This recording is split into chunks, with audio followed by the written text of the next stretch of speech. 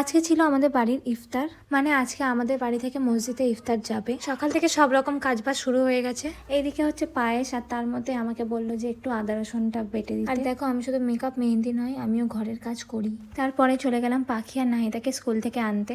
এরপর বাড়ি এসে দেখলাম কাকি এক কড়া ঘুগনি বানাচ্ছে। আমি তো পার্সোনালি ঘুগনি একদম পছন্দ করি না, তোমরা কে কে পছন্দ করো কমেন্টে জানাও। আর এইদিকে দেখো আমি আমার ছোট কাকির রান্না করে দিচ্ছিলাম, কারণ সবাই কাজে ব্যস্ত ছিল, তাই আমি ভাবলাম একটু রান্নাটা করেই দিই।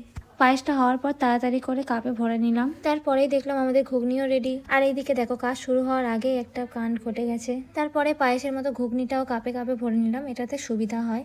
এই কাজগুলো কমপ্লিট করার পরে আমরা সোজা ফ্রেশ হয়ে নিই সবাই, আর তারপর দুপুরের দিকে সবাই ফল কাটতে বসেছিল। ফলগুলো কাটার পরে একে একে মসজিদে পাঠিয়ে দেওয়া হয়, আর পাড়ার জন্য আলাদা করে প্লেট সাজানো হয়েছে, এগুলো সব পাড়াইতে যাবে। এখানে আমার ভাবি আর সেজো কাকি পাড়াইতে যাচ্ছিল। এরপরে বেশি কিছু ভিডিও নেওয়া হয়নি, ডাইরেক্ট ঘরের জন্য ইফতার গোছানো হচ্ছিল, কারণ সবাই একসাথে ইফতার করবে আজকে। আর এখানে সবাই একসাথে বসে ইফতার করছিলাম আমরা। আমি তো জয়েন্ট ফ্যামিলিতে থাকি, আর জয়েন্ট ফ্যামিলির একটু ছোটখাটো জিনিস হলে আলাদাই আনন্দ হয়। যারা জয়েন্ট ফ্যামিলিতে থাকো অবশ্যই জানো সেটা। তো আজকে ভিডিওটা এই পর্যন্তই, বাই।